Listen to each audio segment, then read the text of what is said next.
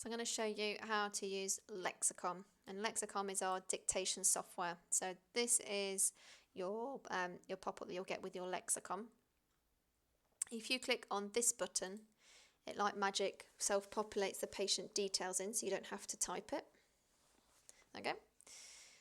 The recipient here, we only have one person, so you don't ever need to worry about this box. It's just ignore that one entirely. It just magically goes to the right person. This is the box that you do need to look at, so it might be a 2-week wait, might be routine, urgent, or an advice and guidance. So let's say, for example, we're doing advice and guidance. You would click record, and then you'd use your dictaphone, which will be on every PC, to record your message.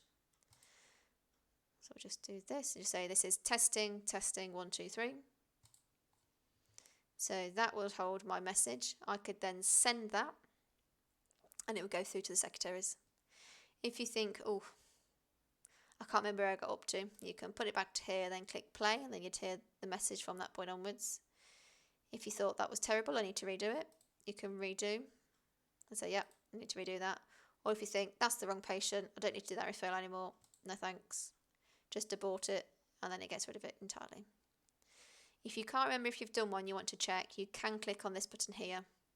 I can't click on that now because that will bring up patient data, but if you did click on that, all of your patient names that you've ever done dictations on would be down here. So you can, oh yes, I did Stuart, test transfers, dictation already. Yep, no, I've done that. So you can keep an eye on things.